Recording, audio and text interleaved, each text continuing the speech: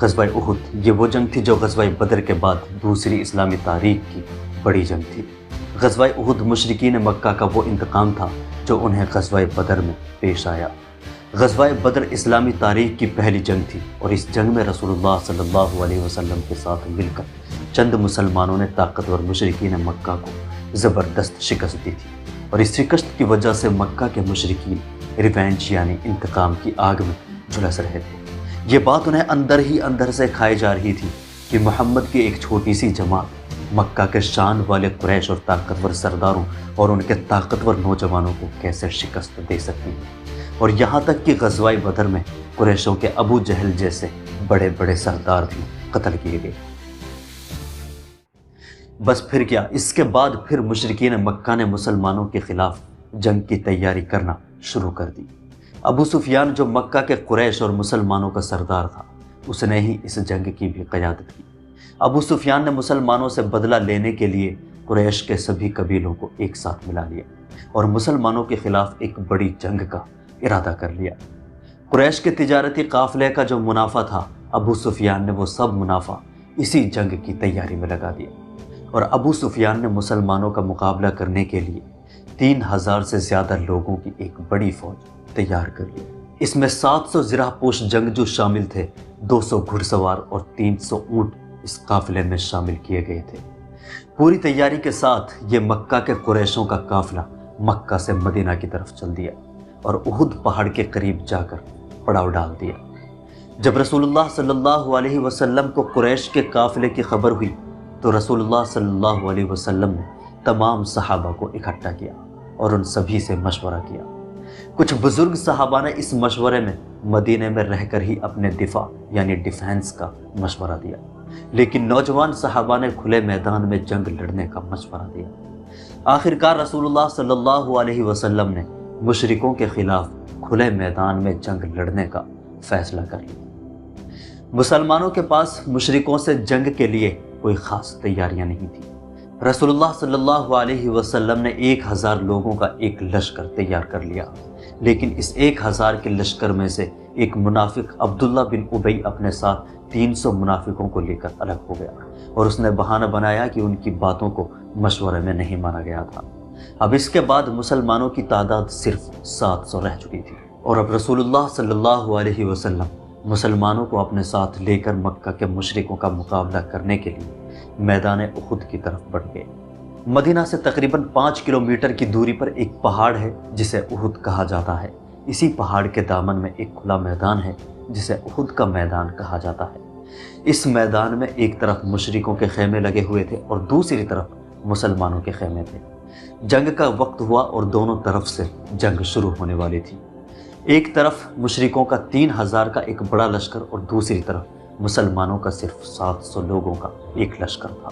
تعداد اور طاقت میں مسلمان کمزور تھے، لیکن رسول اللہ صلی اللہ علیہ وسلم نے اس جنگ کے لیے ایک زبردست اسٹریٹجی اپنائی۔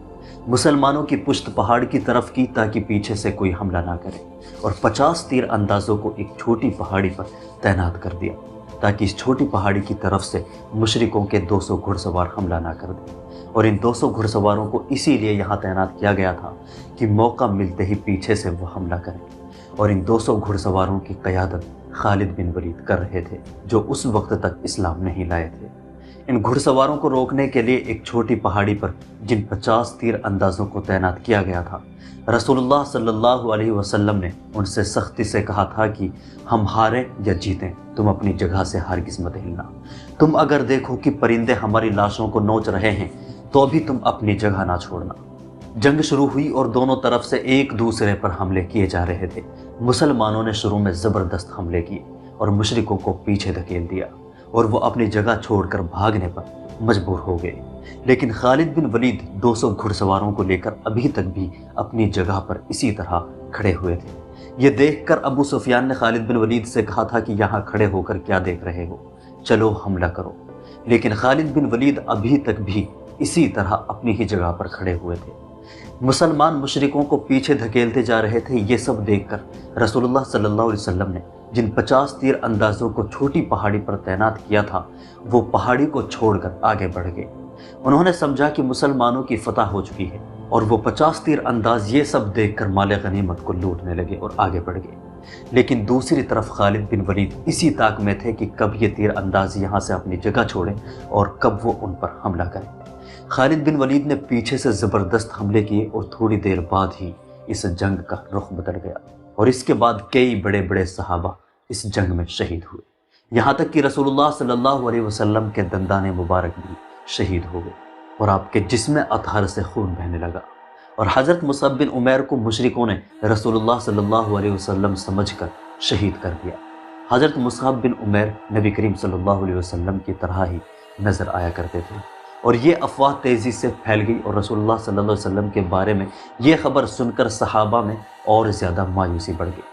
لیکن بعد میں پتہ چلا کہ رسول اللہ صلی اللہ علیہ وسلم زندہ ہیں، تو پھر ان کے حوصلوں میں جان آئی، اور رسول اللہ صلی اللہ علیہ وسلم کے چچا حضرت حمزہ رضی اللہ عنہ کو ایک حبشی غلام نے شہید کر دیا، جسے ابو سفیان کی بیوی ہندہ نے صرف اسی لیے مقرر کیا تھا۔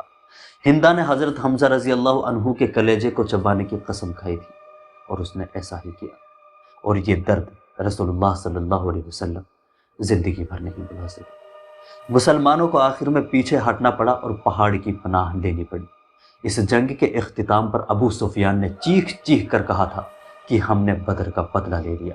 مسلمانوں کی اس حالت پر یہودیوں کو بھی موقع مل گیا، اور انہوں نے یہ شور مچایا کہ محمد اللہ کے رسول نہیں ہیں، وہ صرف کوئی جادوگر ہیں، ورنہ اللہ کا کوئی نبی اس طرح جنگ نہیں ہارتا۔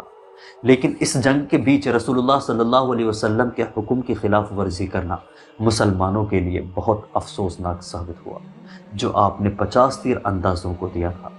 جنگ کے آخر میں مسلمانوں نے زخمی حالت میں پہاڑ کی پناہ لی، اور رسول اللہ صلی اللہ علیہ وسلم نے شہیدوں کے لیے دعا کی۔ اس جنگ میں شہید ہونے والے صحابہ کو اسی میدان میں دفن کر دیا گیا، لیکن کہا جاتا ہے کہ اس جنگ کا ہار اور جیت کا فیصلہ نہیں ہوا، کیونکہ مشرکین مکہ بھی تھوڑی دیر بعد ہی میدان چھوڑ کر بھاگ گئے تھے۔ لیکن اس جنگ میں تقریباً 700 صحابہ شہید ہوئے، اور دوسری طرف اس جنگ میں تقریباً 22 یا اس سے زیادہ مشرکین بھی مارے گئے۔ اللہ حافظ۔